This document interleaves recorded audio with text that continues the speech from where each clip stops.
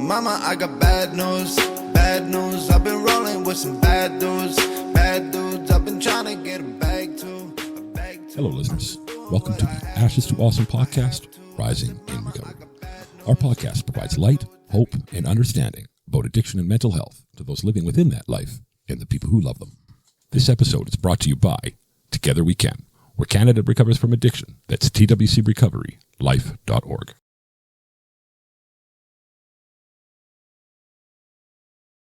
Hello, everybody. Watchers, listeners, supporters of all kinds. Welcome to another episode of the Weekend Ramble on the Ashes to Awesome podcast. I'm your host, Chuck LaFLange, and I am in Thailand for this recording and for all future recordings as it goes here. With me, of course, are my two lovely co-hosts. We have Atika in Vancouver on the downtown east side. How you doing, Atika? Oh, good, Chuck. How are you? I'm excellent. I'm hot. I'm a little sweaty. I'm trying to, mitigate that. But, here we are. And, of course, we have Lisa in Calgary. How you doing today, Lisa? I'm very good, thanks. How are you? I'm excellent. It's been quite the journey here. And I guess maybe we can just start off by talking about that because, whatever. I have an ego and I'm a bit narcissist, but, I'm in Thailand. That's a thing. I'm in Phuket at the Yatra Treatment Center right now for some trauma treatment for a 30-day residential program. Haven't started the programming yet. That'll be on Monday. It's right now Saturday night late here, actually. So right now, like Friday, it was just kind of getting used to things. They don't do programming on the weekend. I went to the night market tonight, which was interesting to say the least. Huge, right? Yatra itself is just the most amazing place. There's a guest here, one from Luxembourg, one from England. We've, got to chat quite a bit. I can't really say anything more about them, of course, because confidentiality, right? You've seen the videos online. If you haven't seen the videos online, to anybody who's watching or listening to this now, check it out. They're on the Facebook page. And I'm trying to upload a couple a day anyway. There's just so much, right? I've got my GoPro and I've got more footage to upload to the site than you can imagine, right? That's all so yeah, that's happening. It's a pretty amazing experience so far. But Mike Miller invited me over. It's in a big dose of generosity and I'm gratitude beyond words. I'm grateful beyond words. The whole experience, right? People who supported me through the GoFundMe and some private donations outside of that as well. The two of you as well, of course, are on that list. Thank you, by the way, Atika, for your donation as well last week. So yeah, that's that. I guess that covers that. Yeah. Is there anything you guys got questions about what's going on here, or Yeah. I mean, I'm a little bit curious about a lot of things. I suppose you would be. Yeah. So you start programming on Monday, is that right? Yes. Yeah. So that'll be Sunday night for you, Monday morning for me. Yeah. And do you know what that looks like? Like, is it sort of all day for 6 hours a day, or? I have a schedule. No, and it's relaxed, right? It's very relaxed. So there's like some EMDR in there. There's yoga. There's mindfulness. There's like the whole day is kind of mishmashed with different things, right? And the whole week is kind of set up that way, right? So I have next week's schedule. And the thing about Yatra is everything is so individualized for you that, and it never even occurred to me now until you asked me about that, Lisa, but I have no doubt the reason I don't have next week's schedule is because that'll happen when we figure out this week and what, as a result of this week, right? So I think that's kind of cool that they do that. Like everything is so individualized here. I mean, the meals are individualized. I don't like spicy food. They just changed their whole world for me. And there's no spicy food on the table all of a sudden. And, it's pretty cool. And let me fucking tell you, bananas. I love bananas. I love bananas. Now I really love bananas. They just taste totally different here, right? Yeah. Like totally the different. Bananas in that side of the world is like, it's not just like this one dessert. banana. Like Yeah, it's like there's like the smaller bananas, and like I used to eat bananas like crazy. Like it's like the It's, real yeah, bananas. Like I right. don't know what Yeah, that it yeah, here right. is like sad bananas. It's boring. It's just one shape. Sad bananas. Right. I think that's Yeah. the name of the show. I think that Yeah, Yeah, there used to you be go, the sad right? name. bananas. Yeah, that'll be Sad today's episode. bananas. Yeah, that's the name of your podcast, right? Like Brooklyn Nine-Nine, name of your sex tape. That's what I'm always saying. That's the name of your Yeah. podcast, right? Sad bananas. Yeah. Sad Yeah. bananas. So yeah. That's funny. I have to remember Um, that one, Attica. Yeah. Go ahead, Lisa. and then Chris, are you assigned to one of the therapists? Like, will you have a main therapist that works with you? Well, Mike is the EMDR guy, right? Like he is Okay. the EMDR guy. So Mike Miller, of course, who's been on the show for anybody who's listening. And then they've got different therapists for different things, right? So Okay. it really is a holistic approach that they use here. Like there's just so much coming at you, and as it goes, I'll definitely be documenting those experiences. I mean, obviously not sharing the in therapy stuff, but certainly some of the insights and some of the things that I get from therapy, I'll be sharing as we go, right? So yeah, it's Do pretty they cool. assign Awesome. you like, is there like a psychiatrist or like a counselor there? They're all there. They're all here, right? So I don't have like a caseworker per se, if that's what you mean, kind of thing. It's not big enough for that, right? Like right now, there's only 3 residents here, right? So it's not like, and I think they max out at 7. I think is Okay. where the max is, right? So yeah, it's just not big enough to have like caseworker kind of style thing, right? So yeah. Yeah. Mm. Yeah.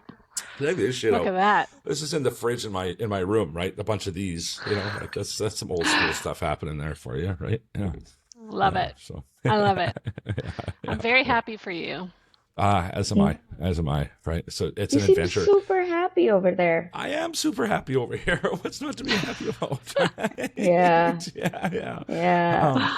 It was funny today because I've been fortunate in my past to do some traveling, right? So we're at the night market, and I'm looking at, oh, she would like that, he would like that, like of these souvenirs. It's like, fuck, I'm not here for souvenirs because like I'm not going home, right? Like I'm actually here for some stuff I need this time. Was this a whole new like that kicks in like 5 times a day? It's like this is Yeah. home now. This is home now. This is holy shit, right? That's what this is. So that's kind of a Yeah. cool thing to have kick you in the butt a few times a day, right? So yeah, Totally. right? Yeah. Yeah. Mhm. Yeah. I ended up bringing my entire computer with me, right? So instead of getting a laptop, right? So that's interesting. Getting that fucker on a plane and getting it all set up, and right? And so was it in your check bag? Yeah, it was. Yeah. Okay. Fortunately, I've been a packer mover most of my life, so like if anybody could get that fucker in there and keep it safe, it's me. Wow. Right? I got to tell you though, like the one side of it's a glass panel, so like for me to unpack it and that be undamaged was like, yeah, okay, still got it, right? And Amazing. it was like 51 pounds. I was actually over by 1 pound, right, on my weight. Like everything was, because I'm packing my whole life is, right, into what turns out to be Yeah. 3 bags. So that was Yeah. interesting. And so before you went to Thailand, Yes, you went back to Saskatchewan. I did to visit family and reconnect. Things took a turn that it wasn't part of it. Like it wasn't supposed to happen that way. I was going into the city to meet somebody, spent some time with an old girlfriend, and that didn't play out the way it was supposed to. So I ended up reconnecting with some old friends, and that was tough. I saw things through a lens of sobriety, and not just sobriety, not just recovery, but because of this show. And it's, as you all know, I'm hyper empathetic, right? And trying to help people so much for the last year, to see the things that I saw, it was heartbreaking, right? Some survivor's guilt, and I'll talk about Jess specifically, the one I spoke about in the video on Facebook, and so people can maybe get some perspective about what the reality is for so many out there. Jess is a sex worker. She's homeless. It's getting cold. It's Regina. That ain't no joke. Right? Like it's cold there. And she starts out her day dope sick every day. Every day she's got to hustle up enough money to turn into crypto, to get an online ad going to be an escort, to find a stranger, to sleep with her, to get the money, to get the dope. And by the time she does all that, she owes so much that what she does get to keep is just enough to get her through to the next one. And that's her day. That's her fucking day, all day, every day, right? And her family's, she's been estranged by her family. I've known Jess for years. I knew her before opiates. I knew her when it was just coke and crack, that kind of thing, which is such a ridiculous thing to say, but it was heartbreaking. It was heartbreaking, right? I don't know. And it's the reality for so many people. For countless people. I don't even know. Like I could have spent 3 weeks visiting people and not run out of people in my life that I wanted to see and connect with and try and reach out to, right? Here's the thing. Even now, after a year, even now with all the resources I have and connections I have and people, I don't know how she gets out of that. I have no idea. Right? Yeah. I think, yeah. I know the reality is statistically, I'll probably never see her alive again. Right? I know that. And it's fucking horrible and it's sad but I mean, what do we do, right? We just got to keep doing what we're doing. Sorry, back early on, right? But yeah. Yeah. So, I find that being like a frontline worker, I see that when people are getting sober, they have a different relationship with dope, right? They have they gone through this thing where they were users, and then and then they changed their relationship with dope, and now they have this different relationship with dope. But because of that, I see a different kind of relationship with people who are sober versus basically to people who are still using drugs, basically in their entourage. Sometimes I see like there's still like empathy, but I also see a lot of cases where it's like they're almost stigmatizing the people that are still using. Because I did it, this is what you can do, kind of thing, right? Like, this is what I did, this is what you need to do. And I understand that to a point. At the same time though, my journey is so much different, right? And it is two perfectly good cases, mine and hers, right? I have this vast network of people who were like, welcome back, Chris, welcome back, come back into the fold, give me a hug. Yes, we support you. She doesn't have any of that. She doesn't have any of that. And maybe she has more than she realizes. She probably does, because, you've heard me often say the perceived lack of connection was the boot on my neck. But it's so hard to even think that those things, right? Like it's so hard to even wrap your head around that when you're just trying to fucking survive, Yeah, that's a conversation I remember having once with my brother. And he was homeless at the time in Edmonton, middle of winter, living in a storage unit. Yeah. And I remember saying that to him. I said, I feel like you're so busy trying to survive each day that you're never stepping back and realizing and seeing the chaos that all of this is, or seeing and realizing that you can hit stop. And not everybody can. Again, he was fortunate that he had a family who had the resources and the desire to help. But I remember spending that day with him, and that's what I was hearing in the story was just it was just he was trying to survive the day. Like he couldn't there was no time, there was no space. Query, was there the mental capacity? That's a separate topic. But there was no time. Like he was so busy trying to survive, literally survive, have food to eat, somewhere to get warm for a bit, drugs so he didn't get dope sick, that he couldn't even step away and have the perspective I had. Like, I was listening to this and I was like, this is just stress and chaos and shit. Fucking right it is. And I was just like, just come right. with me. Like, let's just stop. Yeah. But again, such, just wrapped up in the chaos of it and the survival of it. Yeah, right. So right. I've not into like, it's not like I'm into math or whatever, but I remember when I was homeless, and it's all about like surviving, but also being preoccupied with the trauma and the PTSD that you have, the nightmares that haunts you. And I would find places to sleep in downtown Vancouver. So I would like sleep in a dance studio. I would like sleep at the gym that opens super late or things like that. Hey, Like, Ashes to no awesome fix. listeners. The following PSA is brought to you by The Phoenix. The Phoenix is not just a gym. It's a community where the real weight lifted is not just barbells, but hearts, minds, and spirits. Whether you're in recovery or simply choose to live a sober lifestyle, The Phoenix offers a range of activities from yoga to hiking, all led by people who've walked the path of transformation. So why not aim higher with The Phoenix? The first membership requirement is just 48 hours of sobriety. Rise from the ashes today and soar with The Phoenix. Hey listeners, let's take a moment to talk about something crucial. Carrying naloxone. This life-saving medication can reverse an opioid overdose in minutes. You might think, I don't need it, I'm not around opioids, but the truth is you'll never know when you'll be in a situation where you could save a life. It's easy to use, and many places offer it for free or at a low cost.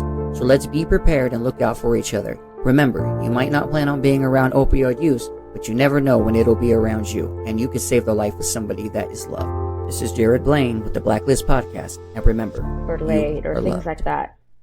Like no fixed address, like no fixed place to sleep. And I would like text my friends or things like that. But it's like you barely get sleep. You don't get sleep. And that's I think when Lisa was saying like, okay, we'll just get out of that chaos. Like it's so hard because you're like your full-time job is just tending to your own trauma, to your needs to survive, and to avoiding finding more places fucking to trauma. sleep is so hard. Right? Yeah. Yeah, you're right. So Yeah. when you've only got so much capacity, anybody does, right? So when all of your time and energy is going into surviving the next half an hour, day, whatever, how do you possibly think ahead? How do you possibly do those things? Yeah. And again, I'm a fucking year into it. I know so much more than I did a year ago, and I couldn't tell her how to do this. I couldn't. Not that she would listen anyway, because again, she's too busy trying to survive. But I don't know. I don't know what the answers are, right? And it's a really, which led me to, and this is not about me, it's about her, but the survivor's guilt that I feel now when I'm here, right? And it's overwhelming at times because it's like, fuck, right? Like how many people just got left behind, and they didn't, because I'm doing everything I can to help, and I think this is my calling, but that's the rational side of Chris, right?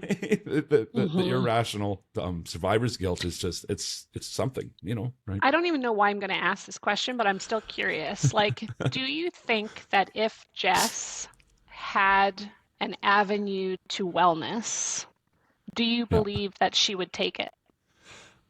I do, in this, for her particularly, because she just experienced 2 months of clean, right? Of sobriety, right? So and she relapsed. And like she wanted it really bad. And that's part of the reason that we've connected again, because when she was clean, we were talking every day, right? And then all of a sudden you see it, okay, there's a couple days, now there's a week, and it's been 2 weeks, I haven't heard back from you. And it was a month, right? And I know what's going on in that time, and you try and exploit. She's finding reasons not to, like, oh, well, this guy, my guy, he was the guy that helped me get clean, or it was my mom, or it's like, okay, but helping her to understand that she's the one that got clean, right? That was you that did that. That wasn't because of this person. You did those things, right? You decided to stay clean. And I mean, she was using oat, right? But whatever, right? Methadone, Suboxone, whatever it was, but whatever works. So in this case, yeah, I do think that, right? But what, now her family, and here's the fucking thing about relapse. It's almost better. I shouldn't say that. It's almost worse when you get better for a minute and then you relapse. I think for the families, that is so hard to accept because they get their hopes up and you commit yourself to, okay, my loved one this is where they are at in life. I'm ready for that phone call. I'm ready. And I don't know, I'm not the loved one, right? I haven't been there. Lisa, you can certainly relate to that more than I can. You commit to that and then they get better for a minute and then they relapse. And how crushing that is to that loved one.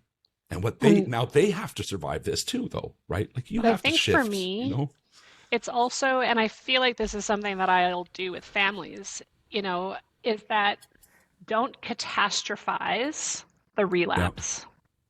Yeah. It is a relapsing, remitting, chronic illness.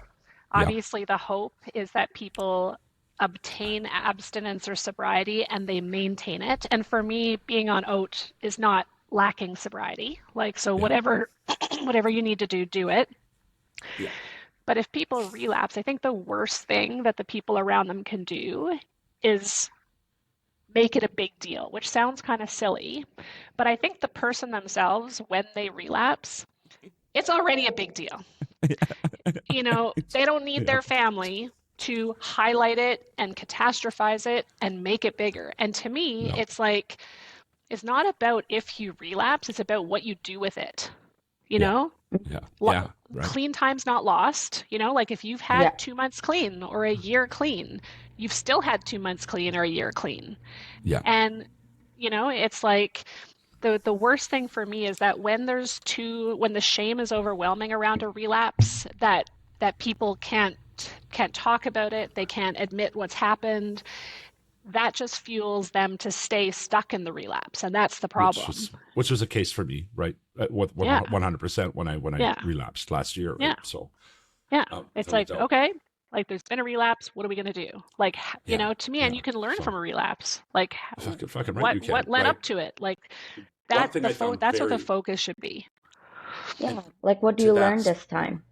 So speaking to that very thing, one of the things I found super interesting about it, and now through this lens that I never would have thought of before, she spoke about, I remember calling, I remember thinking I can do this, I remember, but I don't know what the fuck was going through my head. I don't like it. All of a sudden it's tomorrow and I'm back on the street and I'm relapsing and it's next day and it's next day. And she kind of spoke about how that it was this automatic thing that just happened, right? And Ryan and I have spoken about that quite a bit, the neural loops. Yeah. Right, that kicks in. So whatever it was for her that triggered it, she doesn't even remember really clearly the thought process that got her to that point. Much like myself with my own relapses, I can tell you I remember making the call, I remember all those things, but I don't remember why the fuck I did it. Right? I just remember that I did it. It's like if you're in the woods and you turn around and there's a grizzly bear standing there, right? Your reptilian brain activates to try to keep you alive. Right? You're going to just act. You're going to run. You're not going to sit there and go, there's a bear.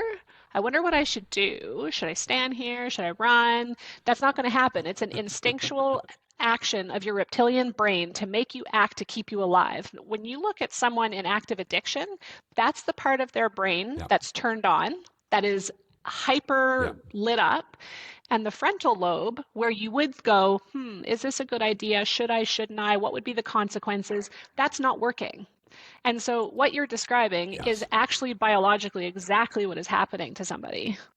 Yes, right. So, explaining that to her, and here's where the podcast and this network of people, the next time I talk to her, I'm going to use that verbiage to explain it to her, right?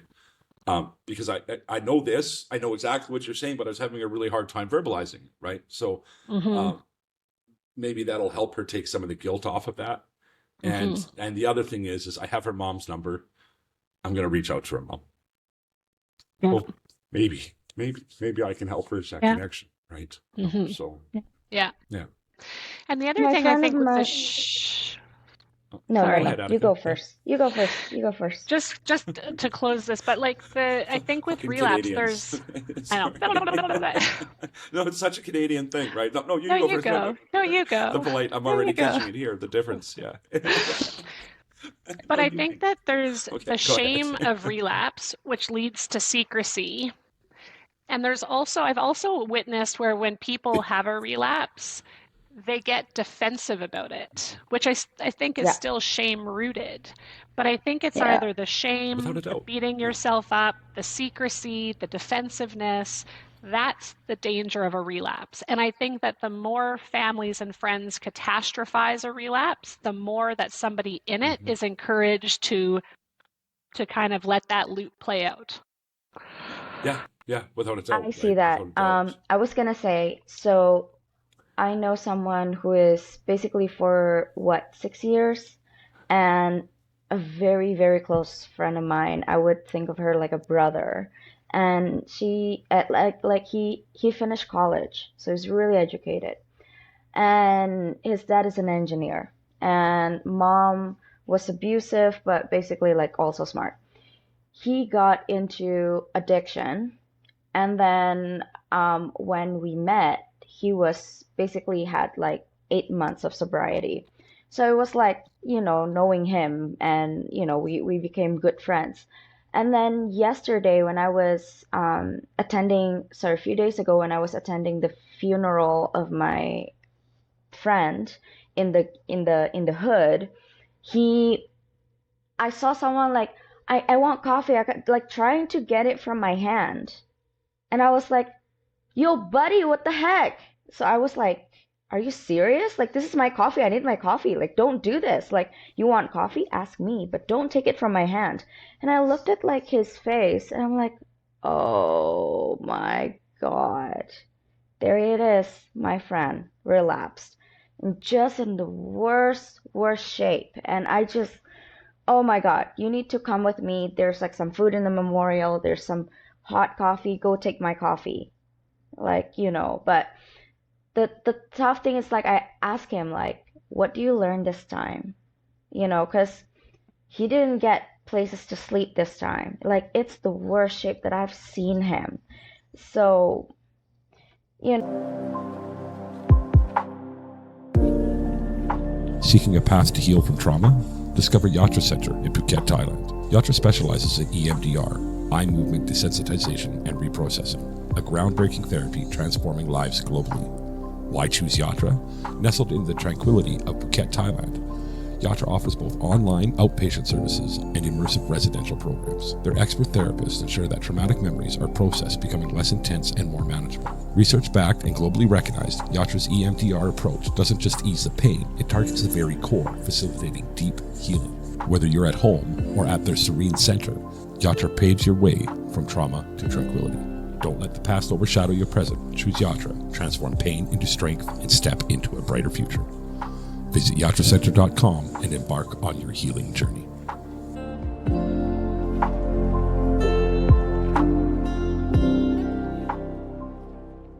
know, it's like it's like you want to help them. You kind of want to respect their self-determination, but you also want to help, but you also want to intervene. It's there's that dilemma, right?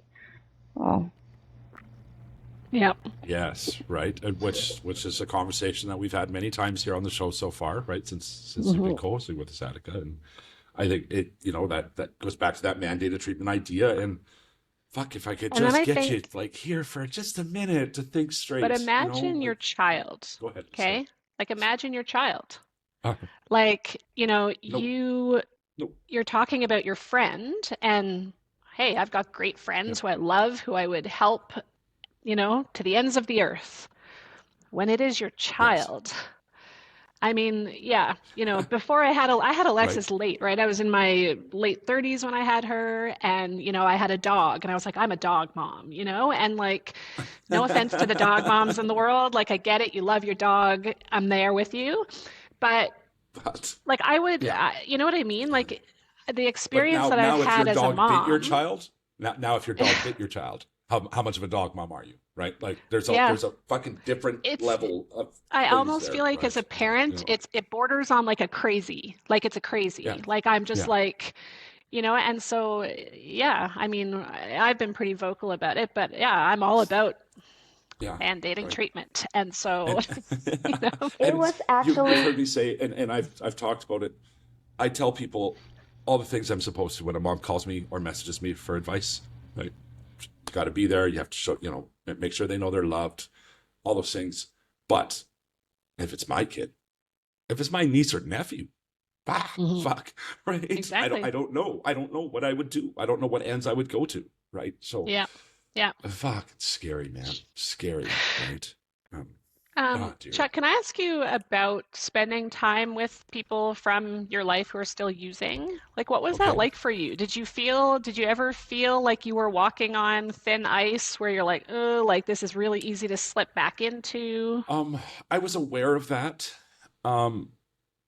Fortunately, I wasn't around my drug of choice, which helps a lot, right? Like a lot. But what was your DOC?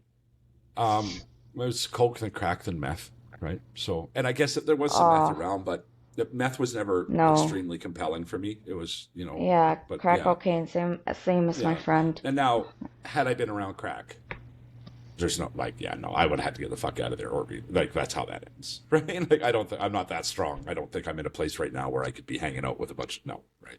Because I really like crack, but through this lens now, right? Because of the show and because that's where all my focus was, right? It wasn't on me or my troubles. It was just like, I want to connect with all of you. I want all of you just to come with me, and I want all of you to be better. And what can I do, right? Like it was just, it was really hard, actually. It was really hard to leave. And, I had a hard time getting a ride back to Moose Jaw, which almost turned out to be a good thing because it really just gave me that chance to connect for a little bit longer. And, I was very worried about you. I know you were. I know you were. I was don't hunting even think down you knew Norma. what was going on. I know. I heard. Right. And I woke up to a message from my mom, God bless her, that said, "I think you might be relapsing right now. Please, if you are, just come home." Right. And I immediately called her. The moment I read that message, I was like, "Okay, I'm going to call her. Right. I'm going to make her feel better about this right now." And I don't even know if I did make her feel better about this. She said it in the way mom says it. And it wasn't accusational. It wasn't any of those things. It was the way you should handle it if you feel somebody might be relapsing, actually, right? It was with warmth and with acceptance. I took no offense to that. It took me a long time to get to a point where mom thinks that. And it's going to take a long time for her not to default to that, right? If ever. Yeah. But I'll tell you what I did though. I screenshot that message and sent it to the girl that was supposed to be driving me back to Moose Jaw and said, "Can we get our shit together now, please? Because this is where my mom is right fucking now." Right? This is where my mom's thoughts are. Could you get your ass over here and drive me, please? Right? And it took me to the end of that day still, but finally I did get back there. Right? So. But the crazy that is me, Atika. I called Chris 20 times. I went and counted. 20 times I called him. I remember. I texted him 12. Really? I didn't know that. Yeah. And on what? On WhatsApp and on your cell phone. And then I went to Norma. I did not know that, Lisa. Norma? I am so sorry. It's like, oh my God, I had no idea. I have to go back and check my history now. Oh my God, you did it that many times. I actually thought you were going to look and think that I was crazy. Well, but okay, fuck that. Because here's the thing. For the same reason that I didn't take exception to mom's message, I went 2 years with the perceived lack of connection being the boot on my neck, right? And a lot longer than that. Really, realistically, to have people that give a shit about you, fuck no, right? I would never ever I don't take offense to it. I don't. When my buddies' wives are like, "Man, you're gonna really watch what you're eating," I'm like, "Oh, thank you for caring," right? I appreciate it so much more now than I ever did, right? Because I didn't have it for so long, or at least I felt I didn't have it for so long, right? So thank you, Lisa. Thank you. Yeah. It's a lot, actually. I'm glad you're okay. I was like, Norma, I can't find your son. I had no idea. Two moms. Jesus Christ. And I realized it was Adam. I would have called you back right away, too. I'll have to look. Maybe I just saw it missed call. And then, because of course, it doesn't show you how many times I was just scrolling. So, wow. It's all good. I'm just glad you're okay. But that was the reason I was asking that is. I haven't had a crazy Lisa in my life in a long time. There you go. Everyone needs a crazy Lisa. Everyone needs a crazy Lisa. right? But that was my worry, is that I was like, no, maybe part of my brain, that's it. That's the name. part, Go ahead.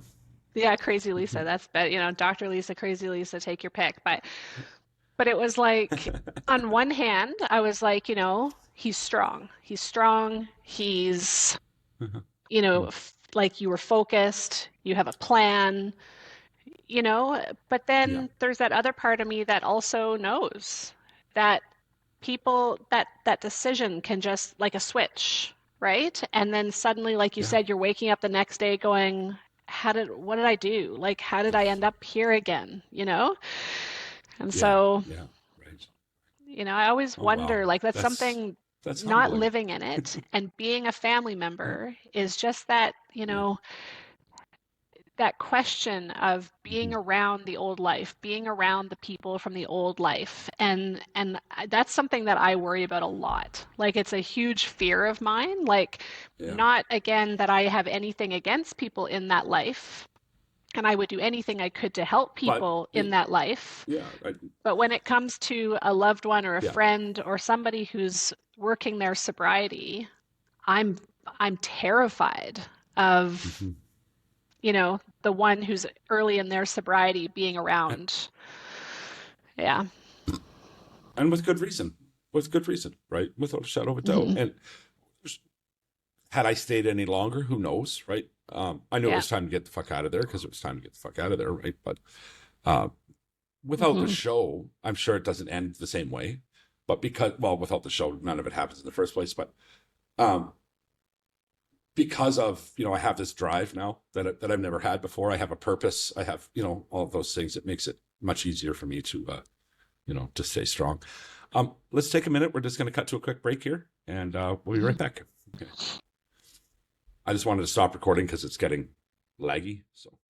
The following is a national emergency. A new study out shows there may be gross underreporting of opioid-related deaths. Canada's opioid crisis, overdose deaths have been caused by toxic supply of street drugs. Devastating effects on families and communities across this country. One Canadian dies approximately every 53 minutes to overdose. That's 27 deaths every day and 837 deaths each month. That makes 405% more deaths to overdose than car accidents in 2022. Are you listening now? So who does this affect? Everyone from pro athletes to celebrities to business people and kids. This crisis affects us all, with 77% of overdoses happening in people's homes. So how did we get here? These drugs were designed to ease pain, but their overuse has caused hundreds of thousands of Canadians to become addicted.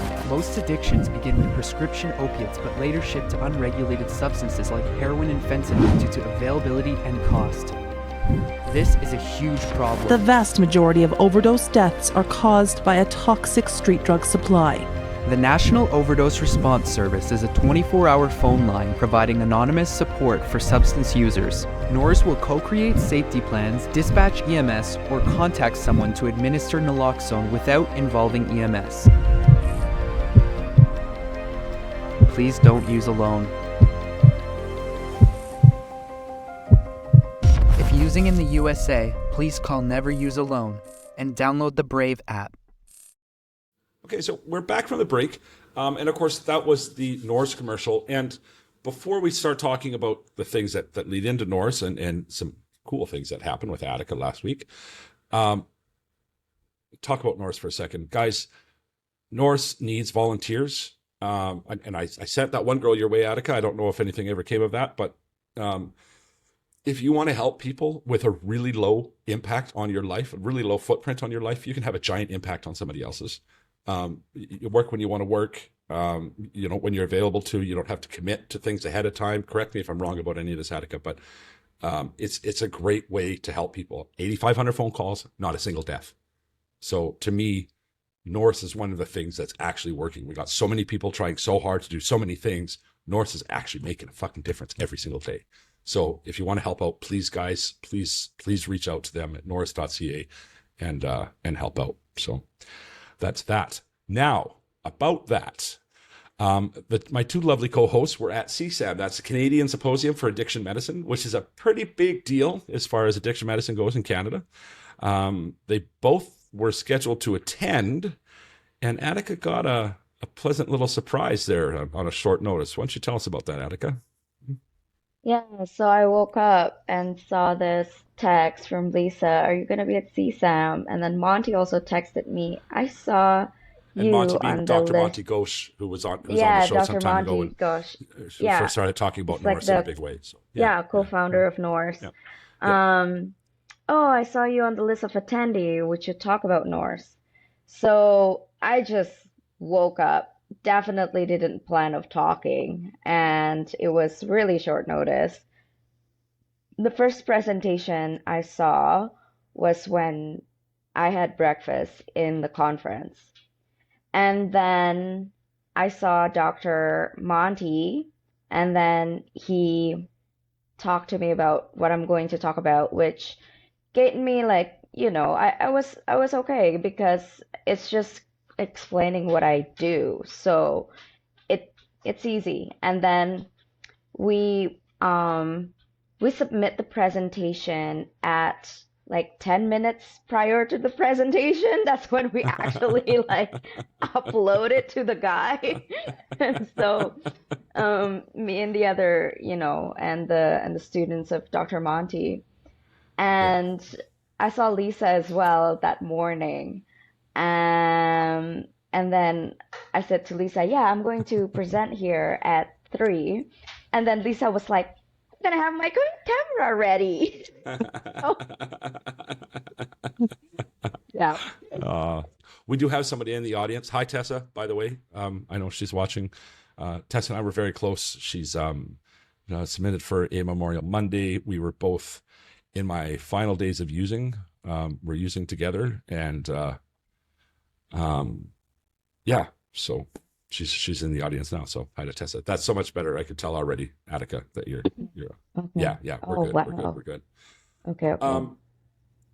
Let's talk about Safe Supply, Lisa. When I was at your place for supper before I left for Thailand here, you were telling us about one of the talks that you attended, and this might get some people fired up, but I think it's something definitely worth talking about. So why don't you tell us what you told me? Yeah, so first thing, it's the Canadian Society of Addiction Medicine. So there's an annual symposium or conference. That's okay, which is what we were at. But yeah, it's the Canadian Society of Addiction Medicine, and it's csam-cmca.org.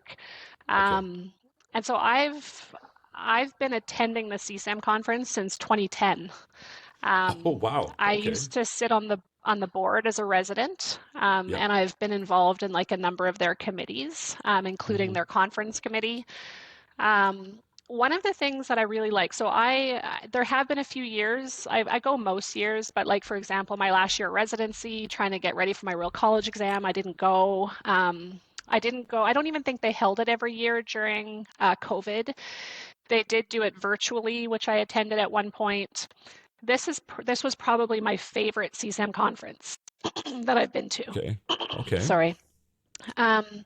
In part because I feel like there were years where I went, and I mean, so who goes to the conference, right? It's a lot of physicians, right? So there's a lot of family doctors, there's a lot of psychiatrists, there's a lot of addiction counselors, social workers who work in addiction, a lot of nurses who work in addiction. You don't have to work in addiction to go. Anybody can go, but obviously, I think in part because it's kind of expensive. So if you're not working in the field, there may not be the motivation to spend the money to attend. But in past years, I've often felt like it was like people preaching to the converted. Like I was like, the people here know that this is an illness. The people here know that things need to change. And obviously there's a lot of talks that are about, the science and the biology of addiction, talking about treatments for addiction. But I think, and maybe it's just a personal thing, but I've always been very interested in the policy behind addiction treatment. And so I've often gone to these and gone like, just felt almost like there was a lot of repetitive stuff, and and maybe Maybe an when you echo go every chamber year, of that's what sorts. happened. Right. Yeah. Yeah. This particular year, I actually felt like there were some really passionate, controversial talks, and I Okay. think that's important, Very. right? Very. We Very. need people to get fired up and heated and debate to try to do better. And Yes. this year, that happened. There was two things that I really enjoyed. So we'll talk about the one that you brought up. There was a talk done by two psychiatrists out of Vancouver about safe supply. And so it was very, very interesting. They've passionate had subject. At best, it's a passionate subject, right? So Dr. Tanguay, who's also been on the podcast, had said to me, he's like, don't miss this talk. So Dr. Tanguay was moderating the talk, and he's seen the talk done on other occasions, and he was like, you need to go to this talk.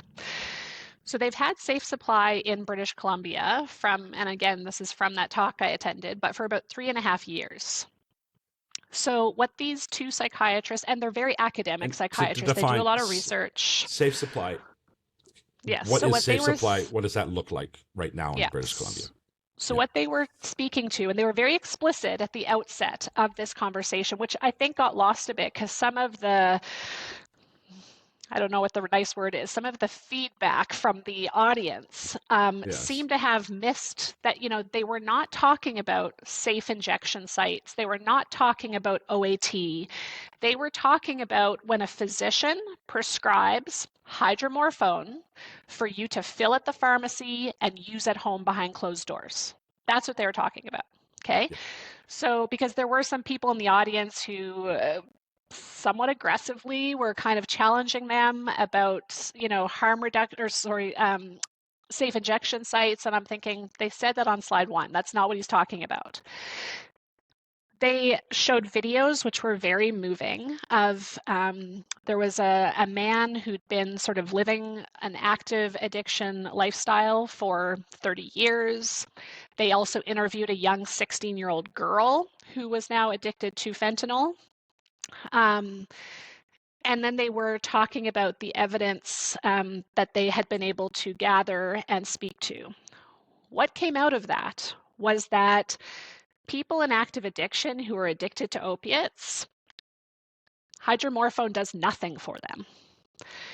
It does not the people that are addicted to satiate. fentanyl or to the worst of the worst opiates, right? Because some people are addicted to hydromorph, so that'd be a different thing altogether, right? Yeah. Okay. Yeah.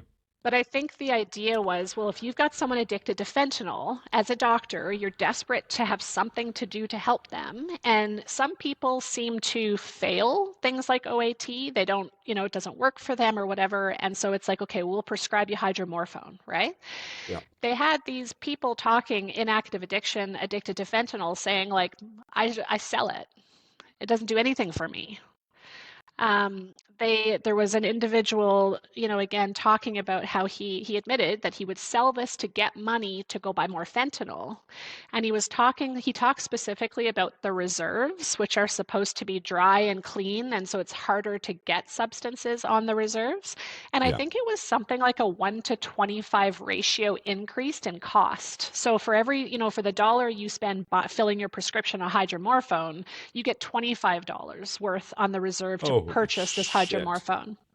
Yeah. But so this man in active addiction was saying, like, this doesn't do anything for me. It doesn't, I don't even feel it, And so he admitted that he was diverting this to get money. Then there was a young girl, and she had just had a 16-year-old friend die of an overdose of opiates. And she talked about how her and her friend had become addicted to fentanyl. And what she said was that and she was 12 or 13 years old when she started. And it started with buying somebody else's prescription hydromorph on the streets. And she said it's very easy to find. There's people selling it around the high schools. And she said it came in a prescription bottle. So to her, as a 12 or 13-year-old girl, she was like, well, this is from a doctor, so this is safe. They specifically said to her, when you were 12 or 13 and you took this bottle, would you have used fentanyl? And she said, well, no, because I believed fentanyl equals death. So she's like, I would never have touched fentanyl. But I believed that because this had come from a doctor, that this was safe. And then she talked about the increasing need as she built up physical tolerance to the opiate, that she needed to use more and more and more hydromorph, and to the point where the hydromorph was not enough anymore, and then she converted to fentanyl. So now she was 16 years old, addicted to a substance that she said she would have never started out using because of the hydromorph. Wow. So to me, both of those, like the story of somebody who was 30 plus years in the lifestyle, the story of a young child, and they were talking about how the majority of prescription hydromorph is actually being diverted. Were they able to give a percentage? No, I don't think No, so. there And was one no hard of, number. one of, Okay. Yeah. well, I here's the should say- thing. This I'll interrupt this, real quick, Lisa, just to say that Yeah. that Tessa is chiming in and saying this is the truest thing. It really does nothing. So this is Tessa, who is been in recovery from fentanyl addiction, and everything you just said is 100% correct. And she's Yeah. been in recovery now for, well, just over, well, around a year, I guess, because her baby's, a few months old. So yeah, continue though. Yes, I find diversion also occur. But it's because usually people don't get what they actually want. So, okay, I'm going to sell hydromorphone if I get meth. I'm going to sell hydromorphone if I get crack. Like, but there's like, or crack cocaine, but there's something that they want that they don't get. And Fentanyl. Or right? fentanyl, yeah. So, right. So basically, because we don't really prescribe fentanyl, right? Like, so they just... That's the problem. That's the problem with clean supply, in my mind. Right? So I think the problem is that because there's no options. There's not enough options for people. That's why they divert, because they don't want hydromorphone. Hydromorphone doesn't work. And it doesn't work for like you're 100% everyone. right. Then doctors shouldn't prescribe it. Exactly. Doctors should not prescribe it. So do we just keep doing what we're doing because it makes us feel better? No. Or do we fucking stop this train? Because here's the fucking thing, Lisa, and I know you're going to say this. I'm going to jump in on you on it ahead of time. How many people are using these drugs that have been diverted and end up addicted to fentanyl anyway, as the progression goes through opiate addiction, right? How are we making the fucking problem worse by trying to make it better? Yes. That's my question. Because I think that there's a lot of people out there who wouldn't dare try fentanyl. They'd be like, I'm not going to use an illicit substance and use fentanyl. But it comes in a prescription bottle, and a lot of people believe anything in a prescription bottle is safe. Yeah, because they'll use it because it's not laced. It's not that all that shit that we worry about, right? So how many young people are being introduced to opiates through this diverted supply? Yes. And I don't know what the answer to that is, but I'd sure like to fucking know. I can tell you that. And one of the things, too, that's super interesting is that what these two psychiatrists were sort of highlighting was that there has been safe supply in BC for 3.5 years. Where's the data? They're like, there's data, but it's not getting published. Yeah. And they were like, isn't that suspicious? Yeah. Like, why are the people who are overseeing the safe supply not sharing the data? Yeah. Now, again, people in the audience who are safe suppliers, right? Physicians who prescribe the hydromorph, there was definitely people getting their backup. I mean, it got to a point at the end, like Dr. Tanguay had to literally, he was like, okay, we're done. This has been a great conversation. People were literally shouting out, like it was so unprofessional. It's like we're at a medical conference, right?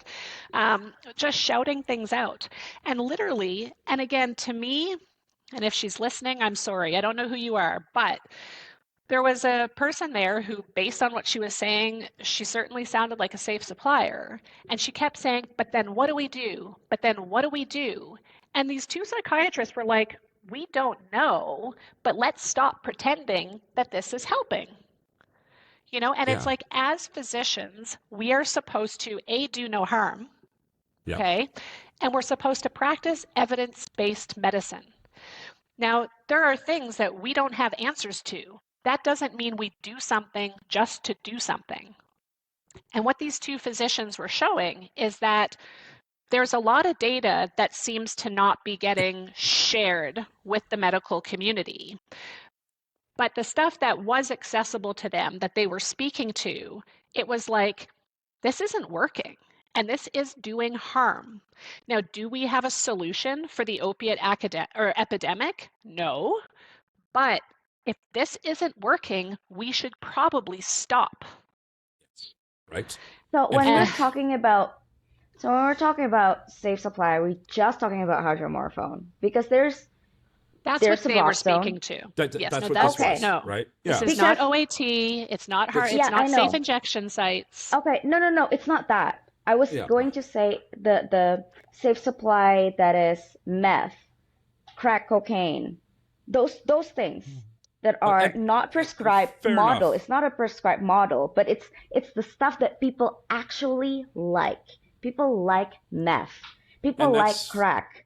And that's fine. That's absolutely fine if that's going to help people and it's not laced with fentanyl. I don't think anybody can make no, fucking, it's not laced. And of course it isn't. Of course it isn't. I'm agreeing with you, Atika. I'm agreeing with you. Right. I was wondering about that because hydromorphone doesn't work for some people. There's like some people who prefer buprenorphine than hydromorphone. There's some people who prefer things, but are we giving them options for that? Are we giving people options of safe supply? So it's not just hydromorphone. Which can be people that actually like. Okay, and you might be right, Atika, but the problem is, sorry, Lisa, if I can. That's okay. Is that what we're doing right now doesn't work. Yeah. What we're doing right now, a huge portion of this is being diverted. I'm going to read Tessa's comment here. The prices of the drugs on the reserves has increased so much due to the ban, and we know this, right? 30 Percocets, which would be $30 in the city, would go for 150 on the res, which you can then turn around doing again. Mm-hmm. Her saying, and my addiction started the same way. I took a few of my mom's morphine when I was 17, 18 when she died. I went looking for more because I'd become reliant on it, and eventually, it wasn't strong enough.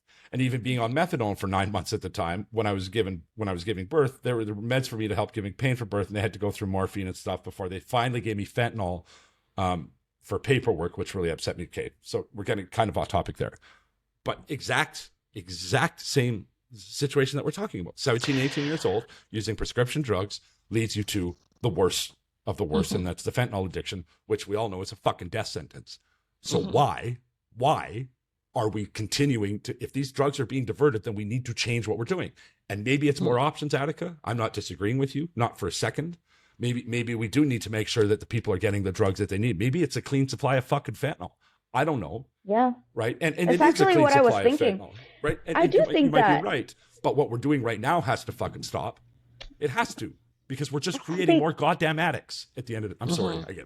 I get wild. Okay, let's call them users. Not like there's a stigma there. You're right. I know better. So it's like they divert because they don't get the stuff that they want. It's like if the liquor store only had beer, and I don't drink beer, but it only has beer, and the black market has wine and vodka and gin.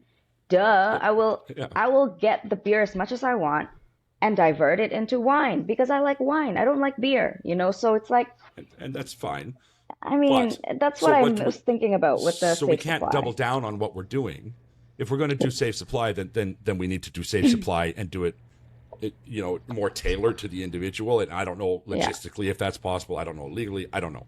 But what I do know is if the majority, whether that's 51% or 91% of safe supply is being diverted, then we need to fucking stop. And we need to stop right now. Right? Because we're just creating more people to suffer in addiction. More people addicted to fentanyl, more people fucking dying with dirty supply, with the benzos and the tranks that are being cut into it now. Right? And people do enjoy benzo. Yeah. But like I said, there is Compassion Club, which is basically just an illegal way of getting a safer drugs. Yeah. And there's 0 deaths from all of it. There's 0 death from that Compassion Club. And I want to pull more data on that and actually see what if we do safe supply, but options, lots of options that people actually like, not just like hydromorphone or like people didn't know about. It's like things that, drug dealers would sell, but in a way that is clean, without fentanyl or without to me, being laced. When I hear safe supply, that's kind of what I assumed until I learned all of this, that's what was happening, that we were giving them a substitute drug and something that isn't going to cut it for them. And no, it doesn't really cut it. No. Right? But I do see some people really like hydromorphone, and they just stick on that dose and not interested in increasing the dose. But a lot, like many people love meth. And, I'm curious about seeing like the death, with. But the overdose deaths on meth are negligible relative to opiates, right? Like there is an opiate there. But if there's opiate cut into the meth, right? But meth overdoses as like that cause fatalities is negligible relative to what the same it is for coke relative to opiates, right? So, and I think for me personally, what gets me fired up is the opiate epidemic, right? And those that are killing people, right? Meth kills people over very long term, and it's horrible and shitty in so many ways, but it's not what causes 400 deaths a day in Canada. That's not the thing that's happening, right? Yeah. So I wonder if I could try to reach out to that Vancouver psychiatrist. I wonder if we could get him to come on. Ooh, I'd be in. Right? Yeah, I'd be in. And hey, Atika, speaking to your point, Tessa just said to your point, and maybe just a really great way to kind of hyphenate it. No one wants decaffeinated drugs. No, that's a great way to say what you're saying. They give it caffeine, right? So heroin and caffeine are basically together. No, decaffeinated. She was speaking figuratively, like yeah. Okay, nobody wants watered down dope, right? So, exactly. So people just want the purest of the purest, and that's why, like, there's a conversation I had with Dr. McDonald, Scott McDonald, one of the first physicians prescribing oat, but he also has this position about giving people options, not just safe supply, like safe supply hydromorphone, no, but like options, legit options, just like people, like liquor store or like bars. I'm a fan. If that's going to work and save lives, I'm a fan, 100%. Right. I mean, we get zero deaths in the Unfortunately, that's not what's Compassion happening Club right now. Right? Yeah, So. And in the Compassion Club, Go ahead, Lisa. I agree that we don't, if we can make sure that the person who's going to use meth is using meth that's not laced with fentanyl, then great. I'm all for that. Right. But again, I feel like what it speaks to is the magnitude of this epidemic, the desperation of physicians to help, that, it's hard as a physician to sit there and just do nothing. It's hard to do nothing. Yeah. But at the end of the day, what these guys were saying is this is not saving lives. Mm-hmm. And they're like, with any other medication, like if we're going to prescribe cardiac medications, anti-cholesterol medications, hypertension medications, in medicine, we talk about the number needed to treat. How many people do we prescribe this to in order to help or save one person? And there's expectations around prescribed medications that these medications are proven to be helpful, safe. And what they're saying is that prescribing hydromorphone, so to be more specific, to prescribing hydromorphone to try to save people who are in the grasp of a fentanyl addiction is not helping. It's not saving them.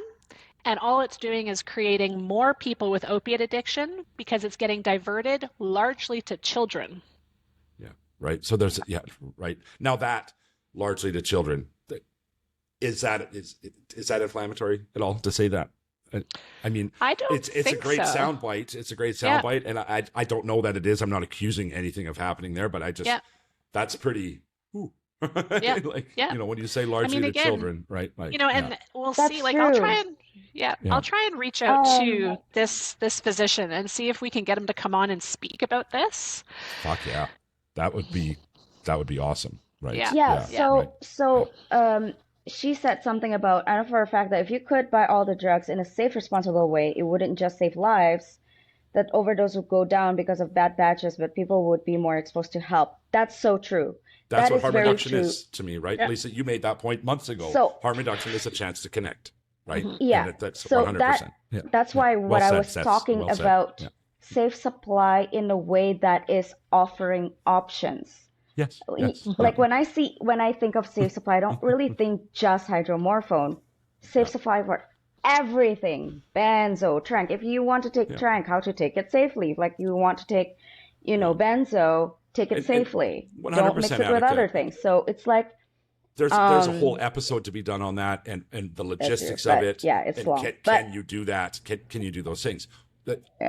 What I really wanted to speak about here was, what Lisa had brought that up when we were having supper. The hydromorphone. The hydromorph and the fentanyl addicts, right? Or people that are suffering an addiction to fentanyl. It's probably working to just right? give I don't say fentanyl than just hydromorphone. Right? If it's clean fentanyl, if it doesn't have the benzos and doesn't have the, all that in it, then why not? Right? And again, though, there's a whole conversation. There's a fucking series to be made about safe supply as a generality, right? Like, and the things that involves, right? So, wow. And as like a medication prescriber, like one of the things that I would be sitting there, I mean, the idea of prescribing fentanyl just terrifies me. But as people's tolerance can change. And I'm like, so if somebody, for example, has 2 months sober, and then they've got a prescription of fentanyl that I gave them in the cupboard, and then they decide to relapse. Well, now they're going to overdose on the prescription fentanyl I gave them. I don't know. So how do you? you... Right now there's a whole fucking episode to be done on this, right? Yeah. Different That's terrifying. aspects. I mean, and prescribing ways to meth is consider. also morally challenging because we know that meth destroys the brain. It's Really different does. than like giving alcohol, right? Like it's different than doing an alcohol management program. And but yeah, it's like it's surprising to me how much people actually tolerate meth, how much people actually tolerate that amount of fentanyl every hour. I agree. They do toke every single hour. Absolutely. Yeah. Right. So- Absolutely. Yeah. Yeah. Hey, listen, ladies, we're getting to the hour mark. Lisa, were you about to say something? If you were, please do. Right. Yeah. So I did want to just bring up that another talk that I loved at CSAM was Dr. Tangay and another psychiatrist did a debate in front of an audience about mandated treatment. Fuck. I love that one. Angie from FAR told me about this. And yes. apparently the video is only accessible to people that paid for it. Okay. That attended or whatever. But hopefully maybe I can see it through somebody That else. was good. I can't wait to see this. Yeah. It actually changed my opinion, so it's good. Really? Ooh. And I just want to add, it was moderated by somebody who had lived for many years in active addiction. He shared that he had been in the ICU 8 times. He had been incarcerated 4 times. And he's now sober and working in addiction, I think, as like a peer support counselor sort of role, if I recall correctly. And he moderated the talk. And so they each had not enough minutes. They each had a certain number of minutes to kind of say their piece. Then they sat down and the moderator would ask them questions that had been pre-selected. And they each, he would ask the question to one person and the other could rebut the response. And it was pretty powerful. And actually, Dr. Tangay had shared with me that since that talk, he has had a lot of physicians reach out to him saying like, okay, like, so how would this work? Like, how do we do this? Fuck, see, those are the conversations that need to happen. That is so good. But he was so excited, I think, that it was. I'll tell you what, Lisa, I'm fucking excited that I just heard Atika say, I know we should hear about this. Because here, like at the end of the day, I just care about the findings. I care about the datas and how the datas are actually played. Like how do you collect the data? In what procedure are you collecting the data? And is there randomized enough? And things like that. So I find that his paper is more, I would say that it carries, it's more scientifically sound. That okay, it's mandated treatment, but you actually give treatment, like a legit, like everything, holistic treatment. So I did talk to Dr. Tanguy about it, and yeah, it's not just like locking, caging people up. It's not that, but actually giving every single thing that they need. And hey, if the study proves it, that's all I needed. Is if there's no bias into it and the study proves it, that's all I need to know. And that's the same thing with every other thing. Like, in medicine, you just, like Lisa said, try to not do harm, and you want to help your patient, and you want to give the best for your patient. So if the evidence shows like that without it being biased, then that's all I needed. That's wonderful. All I needed. And so yeah. And it takes some. I'm not great at making those points the way who is great the way Dr. Tanguy is. So right. And that's kind of the person or people like him that need to start making having these conversations and making these talks, and people that can really put it in a way that makes sense to everybody. So, and one of the things, if I can make one other point, is that at the end of this, the gentleman who was moderating the talk, he'd asked something of Dr. Tanguy, and Dr. Tanguy just looked at him and said, through the lens you have today, you tell me. He said, think back to the you in active addiction. Did you have capacity? Yeah, yeah. And this guy thought for a moment and then smiled at Dr. Tanguy. And Dr. Tanguy said, that's enough. That answer is enough for me. Right. Because I think he was just like, like the decision making I was doing back then, that was not with capacity and with a clear mind. And it was not weighted and controlled by who I am when I'm healthy and well. Yeah. And that's the reality, right? So Tess is just asking now, I'm so incredibly interested in this. Where do I look it up? Tess, I don't know, but if I manage to get my hands on the video, I will most certainly share it with you. That said, Lisa, when I was at your place for supper, I said, that's a conversation I like to have with somebody who's lived it. All we've had this conversation with, at least on the show, is a bunch of us who have not been addicted to opiates, who have not lost capacity due to addiction, right? I would like to get somebody on, and maybe Tess, if you're that person, you can most certainly come on and we can get your opinions on mandated treatment and how that would have affected you in your days, right? So let's talk more with Tess about that, and I most certainly will offline here anyway, but again, we could go on for hours, right? It's like there's so much. I know. It came up about the new program that's being implemented in Alberta, and I don't know the name of it, and I'm not going to describe it appropriately, but it's in the prison system in Alberta. There's a program that's being rolled out where people are there's a therapy program. And apparently, because this got brought up, because they were kind of talking about when's the right time to mandate treatment. Is it when someone shows up in the ICU, and obviously once they're well enough to leave the ICU? Is it when they get incarcerated? Like, when is it? But apparently this program in Alberta, which is brand spanking new, there were 12 spots, and there was 300 applicants for those 12 spots in prison. Wow. That shows a lot, right? That shows a lot. Yeah. I know Amanda Stoller has been very quiet about that, but I know she works in the prison system here in Alberta, and I know she's had something to do with this program that's rolling out. So I'm really looking forward to getting her on as well again. Maybe I'll talk to her, maybe even next weekend. We'll see. She's, once it's been rolled out, she can open up a little bit more about all that jazz, right? So and Amanda's a fantastic guest anyway. I haven't had her on a Ramble yet, so you ladies haven't had the opportunity, but I did have her on a one-on-one interview, right? Yeah. And she's epic and awesome, and she's one of those people who lived it for years and years and years. She's lived it, right? And she believes in recovering out loud. So I'll talk to her about coming back on. But hey, listen, I think this is an episode. We could go on and on and on forever, but it's 1:00 in the morning here, damn near, and I have to set up an episode. I have to edit and release this episode tonight yet. So oh my god, and go to bed. You're supposed to go golfing in the morning. I was like, no, I'm not. right? No, I'm here to not be stressed out, and golf is whack fuck to me. I want nothing to do with golf. They told me at like 7 o'clock, oh yeah, we're going golfing tomorrow. I was like, oh, are you? Because I'm not. Have I want no fun. fucking part of that, right? Yeah. No, not at all.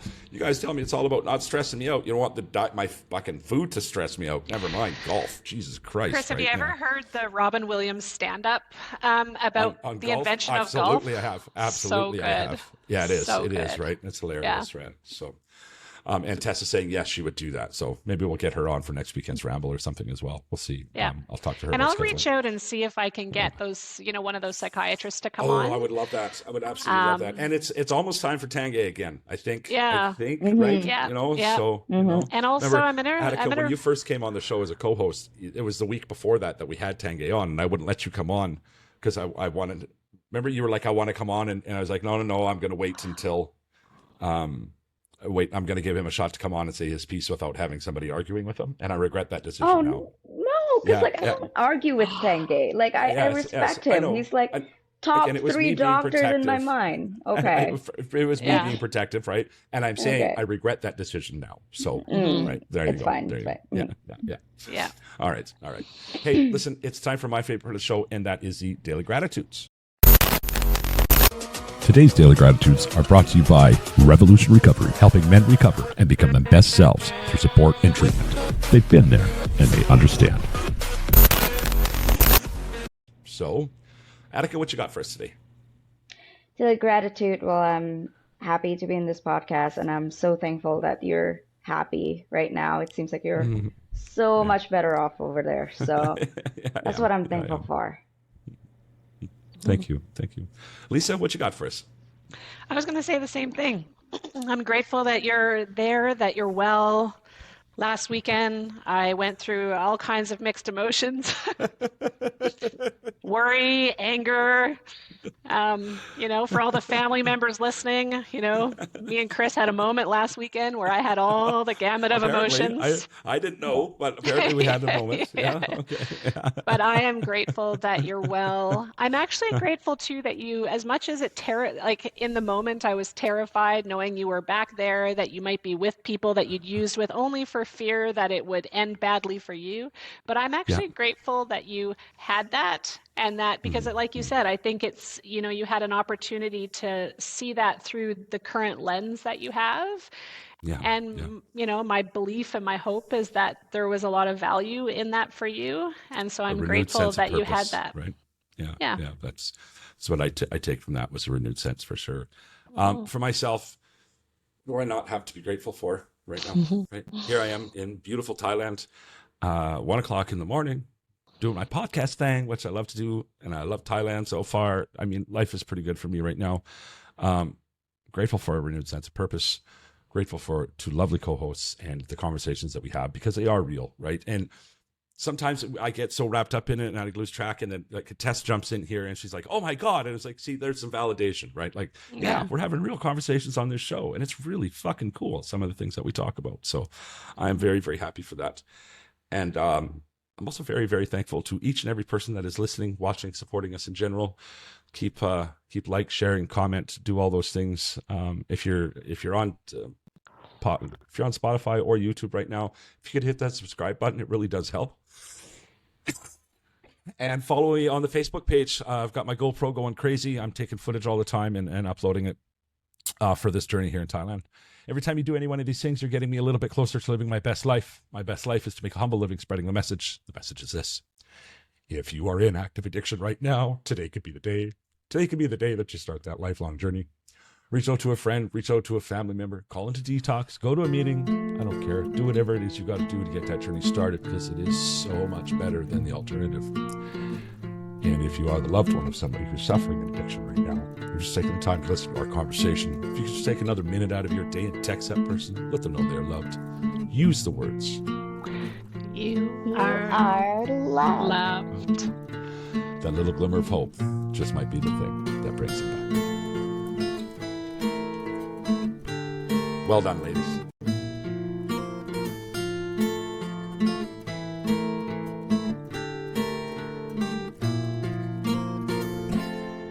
My body's getting cold, my life is running low.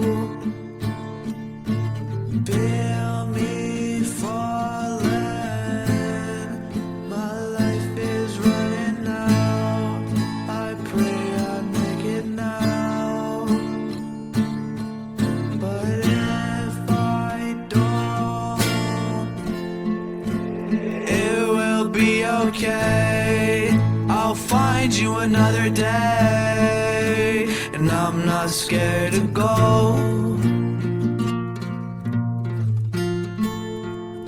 It will be okay, I'll find you another way, and I'm not scared to go, because when I die, I'll be happier in another life.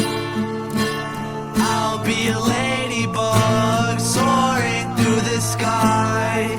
Please search for me, please find me. So please don't cry when I land on your arm, spread my wings and fly.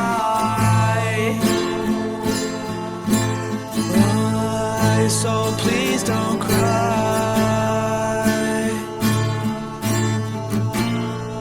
Spread my wings and fly.